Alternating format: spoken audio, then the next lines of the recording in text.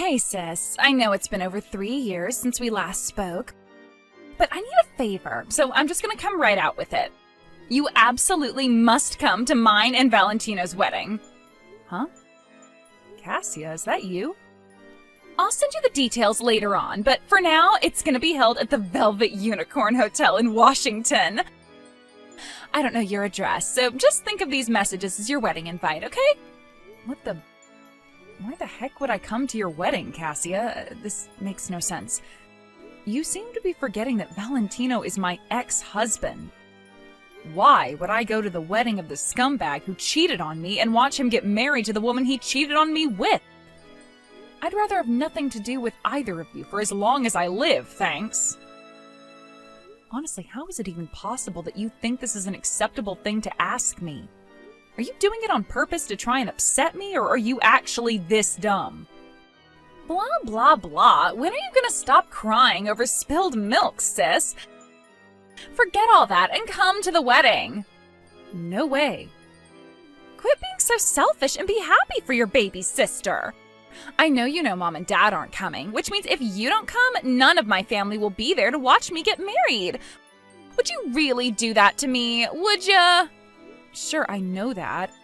I just don't get why you think trying to play on the fact we happen to be sisters would get me to come to your wedding despite the fact that I clearly despise you. Well, you're my sister, so I'm obviously gonna mention that you're my sister. God, you're annoying. If you don't come, the seats in the area for my family will be totally empty. Which means you are most definitely absolutely coming, and that's that. I won't take no for an answer, so quit arguing and accept it already. Why am I only part of your family when it suits you? Toodles! I see you're just as stubborn and arrogant as ever. I'd have to be out of my mind to go to your wedding. Indigo, what are you doing? Where are you? Hurry up and get your ass to the wedding. Me and Valentino were struggling to get enough family members to come as it is. The last thing we need is you going all no-show on us at the last minute. People are gonna think both of our families hate us if you don't come and fill the seat we prepared for you. Look, sis, I'm serious. You have to come. Hurry up and get to this hotel now. Oi, Indigo! Hey, I can see you read my message. Oh, hey, Valentino. It's been a while. I'm pleased to see you didn't block me. I know I might be your ex-husband, but that would just be childish. Actually, I did have you blocked until Cassia started harping on me about how I had to attend your guys' wedding. I had a feeling you might try reaching out to me, so I unblocked you just in case. I could have just blocked you both, but I figured if I did that, she might start bugging my friends to try and track down my address or pull some other crazy shenanigans. I can assure you I'll be blocking you again as soon as I determine your insane fiancé poses no threat of causing a nuisance to my friends. Threat? Don't be ridiculous. Anyway, forget that crap. All that matters is that we can message each other. Did you want something? Do I seriously have to spell it out? I think you know why I'm here. Me and Cassia are getting married today. We prepared you a seat in the family area, so if you don't come and fill it, we're gonna look stupid. This isn't the time for messing around, okay, Indigo? You owe this to your baby sister. I get that you're probably still not over me, and that every day without me in your life must be a struggle. But that doesn't mean your baby sister deserves to get married without a single family member there to see it. Surely you can forget your petty jealousy and quit holding a grudge for just one day? This is supposed to be the happiest day of your sister's life, damn it! 2 corrections. Huh? Firstly, the idea that I'm still not over you is one of the most ridiculous things I've ever heard. Far from every day without you being a struggle, I feel blessed that you're no longer a part of my life, and honestly, felt like vomiting when I saw you pop up in my inbox. What? Secondly, my sister only has herself to blame for the fact that I have no interest in being there for her wedding. Why would you ask me to come and play happy families after what you did to me? Me and her are essentially strangers now, so I'd be nothing more than an actress, and an unpaid one at that. Huh? Strangers? How could you be strangers? You're sisters, for crying out loud. You don't seem to understand what I'm saying, do you? Wait. Didn't she tell you? Quit talking crap and get your ass down to this wedding at once! Indigo, how could you do this to me? You're horrible. All of the family seats at the wedding were empty. I could hear everyone whispering about me, and it's all your fault. Are you really bothering me with this again? Seriously? Who bails out of their beloved baby sister's wedding at the last minute? You're sick in the head. To think you were the only family member I invited, you're horrible. Huh? Baby sister? But I'm an only child. Huh? An only child? What are you talking about? Wow, you genuinely don't know, do you? At first I thought you were just being intentionally obtuse or were too stupid to understand what I was saying. But you really don't know, do you? Did Dad never say anything to you before he died? Are you gonna make a point? Unless you're gonna explain why you think it was acceptable to bail out of my wedding at the last minute, I'm not interested in listening to your rambling. Well, let me start from the end and save us both a bunch of time. We're not blood related. Huh? What the hell? What are you talking about? That can't be! Wow, they genuinely never told you anything, did they? Dad said he was going to tell you once you turned 20. Good grief. Explain now! Sure thing. Let me start by telling you this. You're Mom and Dad's real daughter, and I was adopted. Adopted? Mom and Dad were having trouble conceiving and were just about ready to give up on having children of their own when they came to the orphanage I lived at. After visiting me for a few weeks, they decided to adopt me. Then, 2 years later, as if by a miracle, Mom got pregnant with you. That's why Mom and Dad always had a tendency to play favorites with you while leaving me to my own devices and doing the bare minimum when it came to looking after me. So between that and the fact they kicked me out 10 years later as soon as I hit 18, I had the adoption scrapped and I officially became parentless. I haven't had a family ever since. Basically, I'm not your sister and I never really have been. You're not my sister? Didn't you think it was strange when I didn't go to Mom and Dad's funeral when they died 5 years ago? Your Mom and Dad, I should say. Like hell, I was gonna mourn them when they barely even bothered to raise me. Any relationship I had with you, with any of you, ended the moment I had the adoption scrapped on my 18th birthday. Ever since that day, me and you have been nothing but strangers, and that's how I intend to keep it. You have no idea how great it felt to know I'd never have to face the loneliness and isolation I suffered in that house with you all on the day I left. It was like this huge storm cloud that had been hanging over me evaporated in an instant. Oh my God!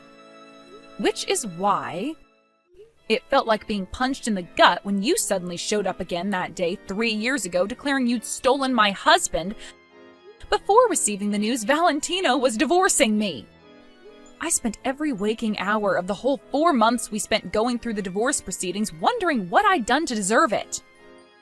My head was a mess, I was barely sleeping, I lost my appetite, and it felt like my entire world had been flip-turned upside down. Then, with the divorce over and done with, I finally pulled myself together again, determined to make the most of my fresh start. Now, 3 years later, at a point when I finally feel truly satisfied and fulfilled in my life, you show up out of the blue demanding I come to your wedding to pretend to be your sister so people don't think your family hates you. I thought Dad would have told you the truth on your 20th birthday, so when you first messaged me, I was like, what the hell? Why would she invite me as family when we're not even related? I came so close to blocking you right then and there, but I know what you're like, and I thought you might try to bug my friends to get through to me. But I didn't know we weren't related by blood. I thought you were my real sister. Yes, it would appear so. I have no idea why Dad didn't tell you like he said he would, and I guess we'll never know now. Unfortunately, that meant I had no choice but to tell you the truth myself. He's still causing me hassle from beyond the grave, huh? It's kind of ironic when you think about it. I can't blame you for not knowing, and I don't hold that part against you, but I hope you understand this means that me and you are done once and for all, Cassia. So, if we're not blood related... Right, your mom and dad were both only children, and none of your aunts and uncles are with us anymore.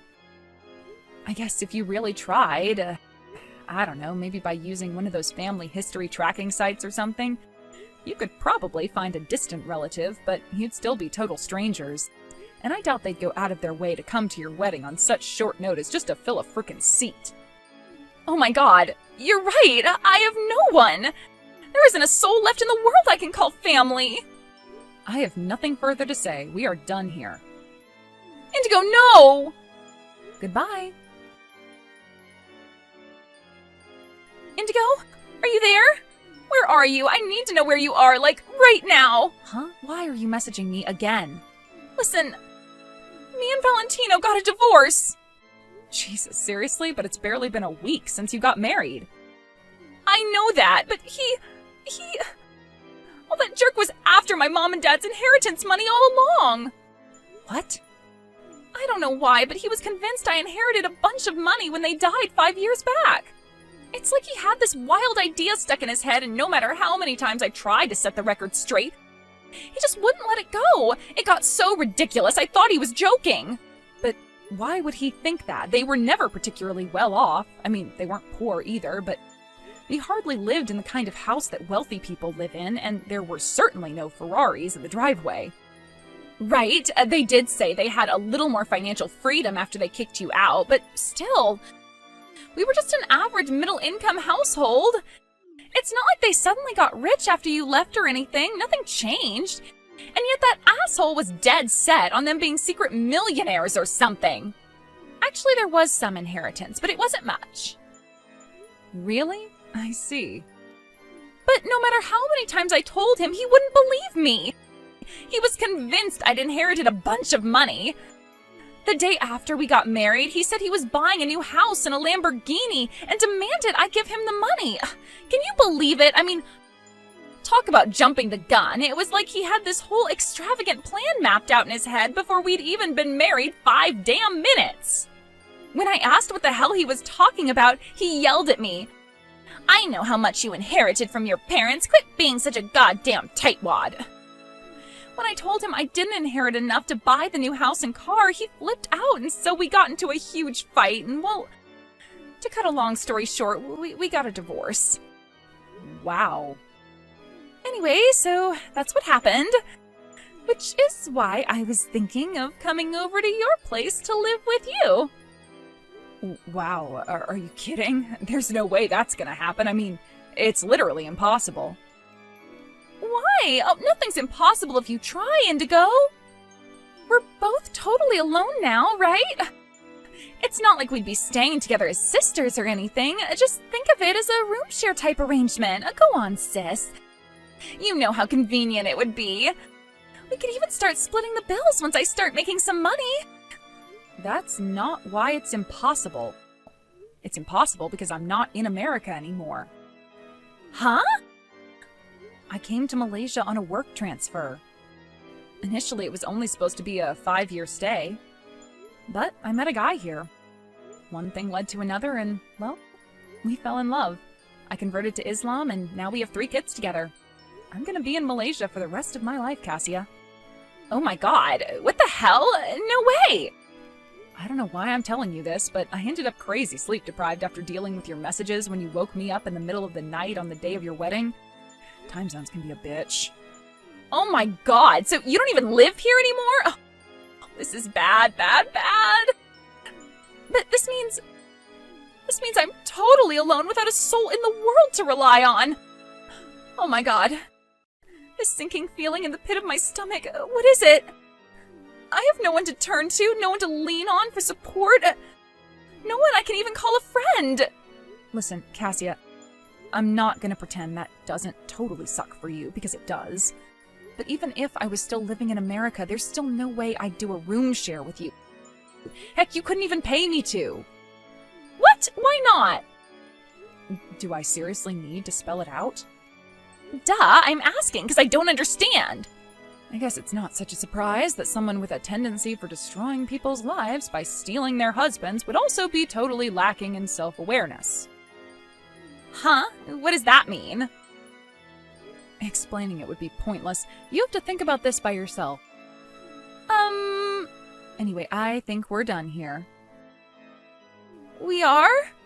We're walking along different paths, Cassia. Shall we just call it a day here? There's nothing to be gained from dragging this out a second longer.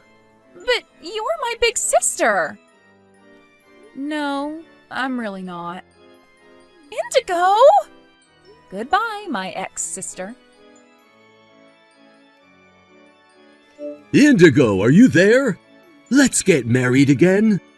I've been doing some serious soul searching, and I think I'm ready to give things between us another shot. So what do you say, babe? Shall we reignite that old flame and dive back into our sweet love adventure together?